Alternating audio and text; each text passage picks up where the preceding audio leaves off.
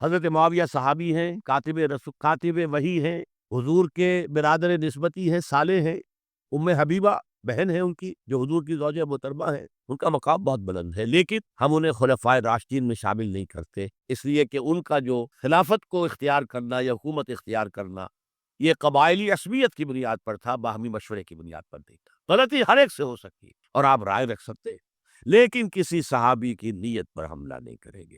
صحابی کی نیت پر حملے کا مطلب کیا ہے کہ محمد صلی اللہ علیہ وسلم تزکیہ نفس نہیں کر پائے، یہ ریفلیکٹ کرے گی حضور کی اس پوری کی پوری جد و جہد کہ شخصیت سازی نہیں کر پائے محمد صلی اللہ علیہ وسلم، نہیں، معاذ اللہ ثم معاذ اللہ ثم معاذ اللہ۔ حضرت معاویہ نے خط لکھا، اور رومی کتے، اگر تو نے دارالاسلام پر حملہ کرنے کی جرت کی تو سن لے کہ علی کی طرف سے لڑنے والوں میں سب سے پہلے معاویہ ہوگا تیرے خلاف۔ حضرت علی کو انہوں نے شہید کیا جو ان کے ساتھی تھے، خوارج۔ جنگ صفین میں حضرت معاویہ کے کہنے سے عمرو بن العاص رضی اللہ تعالیٰ عنہ نے قرآن مجید جو ہے نیزے پر اٹھا لیا، لڑائی بند کرو، قرآن کو حکم بنا لو، جو قرآن فیصلہ کر دے وہ ہم بھی قبول کرے تو بھی۔ حضرت علی کا خیال یہ تھا رضی اللہ تعالیٰ عنہ یہ چال ہے، اور انہوں نے روکا اپنے ساتھیوں۔ دیکھیں اکثر لوگوں نے کہا قرآن آ گیا بیچ میں، اب ہم کیسے ہتھیار چلا۔ اس میں میرا ذہن جاتا ہے ایک حدیث کی طرف، بڑی اہم حدیث ہے، اور اس کے راوی حضرت علی ہیں۔ حضرت علی فرماتے ہیں کہ حضور نے فرمایا انہا ستکون فتنۃ، ان قریب ایک بہت بڑا فتنہ رونما ہوگا۔ حضرت علی فرماتے ہیں میں نے عرض کیا مل مخرج منہا یا رسول اللہ، اس سے نکلنے کا راستہ کون سا ہوگا؟ فرمایا کتاب اللہ فیہ خبر ما قبلکم و نبأ ما بعدکم و حکم ما بینکم، اس قرآن میں تم سے پہلے لوگوں کی خبریں موجود ہیں، بعد آنے والوں کے حالات موجود ہیں، اور تمہارے درمیان جو اختلافات بھی پیدا ہوں گے ان کا حل موجود ہے۔ تو کیسے نہ مانتے ہو مسلمان، قرآن کو حکم بنایا جا رہا۔ بہرحال اس کے نتیجے میں جو بھی ہوا ہے یہ اب تاریخ کا معاملہ ہے، میں اس کی تفصیل میں نہیں جانا چاہتا، مسئلہ حل نہیں ہو سکا، لیکن حضرت علی کی خلافت جو ہے ان کے ہاتھ پر بیعت ہو گئی تھی، وہ چلی، لیکن 4.5 برس سوائے خانہ جنگی کے اور کچھ نہیں ہوا۔ وہ جو قافلہ آگے چل رہا تھا سیل رما، وہ 1 انچ بھی آگے نہیں بڑھا۔ البتہ قیصر روم نے جب دیکھا یہ تو آپس میں لڑ رہے ہیں، اب موقع ہے میں حملہ کروں، چونکہ وہاں قریب ترین تو حضرت امیر معاویہ بیٹھے ہوئے تھے نا، شام میں، شام سے ملحق تھا نا آگے قیصر۔ حضرت معاویہ نے خط لکھا، اور رومی کتے، اگر تو نے دارالاسلام پر حملہ کرنے کی جرت کی تو سن لے کہ علی کی طرف سے لڑنے والوں میں سب سے پہلے معاویہ ہوگا تیرے خلاف، لہذا اپنی جرت نہیں کی۔ بہرحال حضرت علی کو شہید کرنے والے تھے ایکسٹریمسٹ جو خود ان کے اپنے ساتھیوں میں سے تھے۔ انہوں نے کہا وہ کہاں حکم کیوں مانا؟ حکم الا للہ، اللہ کے سوا کسی کا حکم نہیں، قرآن حکم نہیں ہے، کیوں مانا تم نے؟ اور اگر مانا تھا تو اب حکم کے بعد کیوں نہیں مانتے؟ چھوڑ دو خلافت۔ بہرحال یہ کہلاتے ہیں خوارج، جنہوں نے بغاوت کی ہے حضرت علی کے ساتھی۔ ان میں سے 3 نے بیٹھ کے طے کیا، یہ 3 جو در حقیقت بڑے شخص ہیں، یہ اس وقت امت جو ہے ان کی وجہ سے اس مشکل میں پڑی، ان تینوں کو قتل کر دو۔ فلاں دن صبح فجر کی نماز کے وقت ایک شخص وہاں جائے گا، ایک شخص وہاں جائے گا، ایک شخص وہاں جائے گا، اور فجر کی نماز میں قتل کر دو۔ ابن ملجم آیا، حضرت علی پر وار کیا، وار کاری ثابت ہو۔ باقی 2 حضرت معاویہ اور حضرت عمرو بن العاص، ان میں سے ایک تو اس روز فجر میں آئے نہیں کسی وجہ سے، اور دوسرے پر جو وار پڑا وہ اوچھا وار تھا، وہ کھاری وار نہیں تھا۔ حضرت علی شہید۔ اس کے بعد حضرت حسن کی خلافت ہوئی 6 مہینے، لیکن اب جب جنگ کا معاملہ ہوا تو حضرت حسن نے دستبرداری اختیار کر لی، حضرت معاویہ کو تسلیم کر لیا خلیفہ۔ حضرت معاویہ صحابی ہیں، کاتب وحی ہیں، حضور کے برادر نسبتی ہیں، صالح ہیں، ام حبیبہ بہن ہے ان کی جو حضور کی زوجہ محترمہ ہے، ان کا مقام بہت بلند ہے، لیکن ہم انہیں خلفائے راشدین میں شامل نہیں کرتے، اس لیے کہ ان کا جو خلافت کو اختیار کرنا یا حکومت اختیار کرنا یہ قبائلی عصبیت کی بنیاد پر تھا، باہمی مشورے کی بنیاد پر نہیں تھا۔ لیکن 20 سال تک ان کا دور حکومت ہے اور کوئی خونریزی نہیں، کوئی غارت گری نہیں، کوئی اختلاف نہیں، کوئی بغاوت نہیں، کوئی جھگڑا نہیں۔ مدبر اس درجے کے تھے۔ اب آئیے آخری سٹیج آئی، حضرت معاویہ کو مشورہ دیا گیا۔ مغیرہ ابن شعبہ ایک بزرگ صحابی تھے کہ دیکھیے جناب امیر، مسلمانوں میں اختلاف ہوا، 4.5 سال 5 سال خانہ جنگی رہی، اب اگر پھر معاملہ آپ کے انتقال کے بعد ایسے ہی چھوٹ گیا تو اختلافات ہوں گے، جھگڑے ہوں گے، مختلف دعوے دار سامنے آئیں گے، جنگیں ہوں گی، پھر دوبارہ جو ہے فساد ہو جائے۔ آپ کسی کو نامزد کر دیجیے، اور پھر مشورہ دیا اپنے بیٹے یزید کو نامزد کر دیجیے۔ حضرت معاویہ ریلیکٹنٹ رہے، لیکن اس کے بعد انہوں نے مان لیا اور فیصلہ کر لیا۔ یہاں میں چاہتا ہوں کہ بات سمجھ لیں اچھی طرح۔ اس معاملے میں اگر آپ حضرت معاویہ کی نیت پر شک کریں گے تو مجھے آپ کے ایمان پر شک ہو جائے گا۔ نیت پر نہیں، غلطی ہو سکتی ہے، صحابی ہیں، نیت غلط نہیں تھی، نیت کیا تھی؟ اور میں سمجھتا ہوں 100% درست تھی کہ اب اتنا پانی گزر چکا ہے پل کے نیچے سے وقت کے دریا میں کہ بارے صحابہ سب رخصت ہو چکے، اب اکثریت 9 مسلموں کی ہے، عصبیتیں بھی ہیں، قبائلی عصبیتیں ختم تو نہیں ہوئی، لہذا جب تک کوئی قبائلی عصبیت پیچھے نہیں ہوگی حکومت کے، حکومت نہیں چل سکے گی۔ یہ ابن خلدون کا لفظ ہے، عصبیت، کوئی چیز جو جوڑے آپ کو۔ تو دینی عصبیت اب کمزور پڑ گئی ہے، اس لیے کہ حضور نے جن کو تربیت دی تھی وہ اب گئے، اکثر و بیشتر گئے۔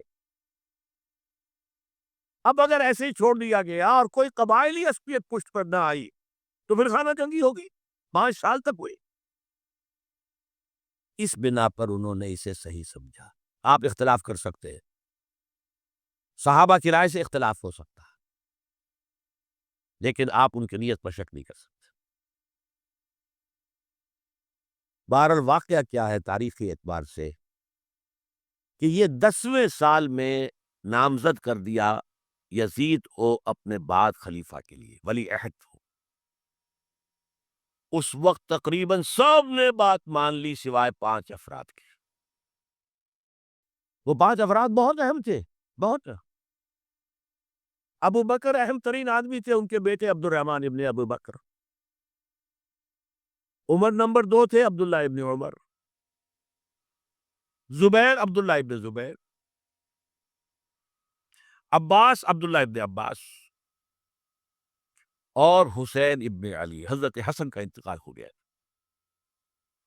اہل تشیع کا کہنا یہ کہ زہر دیا گیا، واللہ عالم، میں کچھ نہیں کہہ سکتا۔ میں کوئی تاریخ کا محقق اس معنی میں نہیں، میں موٹی موٹی باتیں جانتا ہوں۔ بہرحال انتقال ہو گیا تھا، 5 آدمیوں نے نہیں مانا، لیکن دیکھیے یہ تھی تدبر کی بات حضرت امیر معاویہ کی۔ کوئی دباؤ نہیں ڈالا، کوئی جبر نہیں کیا، کوئی کسی کو نقصان نہیں پہنچایا کہ نہیں مان رہے تو یہ کر دے، نہیں۔ دیکھیں گے جب وقت آئے گا۔ جب وقت آیا حضرت معاویہ کے انتقال کے بعد، اب ایک صاحب جا چکے تھے، حضرت عبد الرحمن ابن ابی بکر فوت ہو چکے، اب 4 رہ گئے، 3 عبادلہ، عبداللہ ابن عمر، عبداللہ ابن عباس، عبداللہ ابن زبیر، ایک حسین ابن علی رضی اللہ تعالی عنہم اجمعین۔ جب بیعت ہو گئی یزید کی تو اب ان کے درمیان اختلاف ہوا۔ یہ بات اچھی طرح سمجھ لیجئے، تاریخی حقائق، موٹے حقائق کو چھوڑ کر باریکیوں میں جب پڑھتے ہیں تو معاملہ غلط ہو جاتا ہے۔ موٹے حقائق کو سمجھیے، 2 ایک طرف ہو گئے، 2 ایک طرف ہو گئے۔ عبداللہ ابن عباس کی رائے ہوئی کہ اگرچہ یہ غلط کام ہوا ہے، یہ قیصر و کسریٰ کی سنت پر عمل ہو رہا ہے، لیکن یہ ایسی بڑی بات نہیں ہے کہ خوریزی شروع کر دی جائے اور امن و امان ختم ہو جائے۔ یہی بات عبداللہ ابن عمر کی ہو گئی، یہ دو تو ایک کیا ہو گئے، مصلحت کہہ لیں جو بھی سمجھے، لیکن نیت پر حملہ نہیں کر سکیں گے آپ۔ دیانتاً انہوں نے یہ سمجھا کہ اب جب کہ ہو گیا معاملہ تو ٹھیک ہے۔ حرام مطلق تو کہیں نہیں لکھا ہوا قرآن کے اندر کہ بیٹا نہیں ہو سکتا، کہیں نہیں لکھا ہوا۔ بہرحال ان دو کی رائے یہ ہوئی کہ اگرچہ کام غلط ہے لیکن اتنا غلط نہیں ہے کہ اس کو چیلنج کیا جائے اور اس سے جو ہے خانہ جنگی شروع ہو جائے اور فساد شروع ہو جائے۔ دو کی رائے یہ ہوئی کہ نہیں، we have to challenge it come what میں۔ عبداللہ ابن زبیر، حسین ابن علی رضی اللہ تعالی عنہما یا عنہم، تو یہ دو علیحدہ، ان دو میں اب اختلاف ہوا۔ عبداللہ ابن زبیر کی رائے یہ تھی کہ یہی مقیم رہو مکے میں، حجاز میں، مکے اور مدینے میں، یہاں سے ریزسٹنس موومنٹ ہم شروع کریں، کیونکہ یزید کی خلافت تو دمشق میں بہت دور۔ حضرت حسین کو خطوط آ رہے تھے کوفے سے، کوفہ حضرت علی کا صدر مقام رہا تھا، اور جن سبائیوں نے فتنہ پیدا کیا تھا حضرت عثمان کے خلاف وہ بھی وہیں آباد تھے۔ انہوں نے خطوط کا تاتا باندھ دیا، آپ آئیے ہم آپ سے بیعت کریں گے اور کھڑے ہوں گے اور مقابلہ کریں گے اور اس یزید کی حکومت ختم کریں گے۔ ڈاک کے تھیلے بھرے ہوئے حضرت حسین نے فیصلہ کیا کوفے جانے کا، بہت روکا۔ عبداللہ ابن عباس بہت ان سے بزرگ تھے عمر میں، اور ویسے بھی ایک اعتبار سے نانا تھے، ایک اعتبار سے پردادا تھے۔ حضرت عبداللہ ابن عباس حضور کے چچا زاد بھائی تھے، تو نانا ہو گئے کہ نہیں؟ حضور نانا تھے کہ نہیں؟ اور حضور کے چچا تھے حضرت عباس، ان کے بیٹے ہیں۔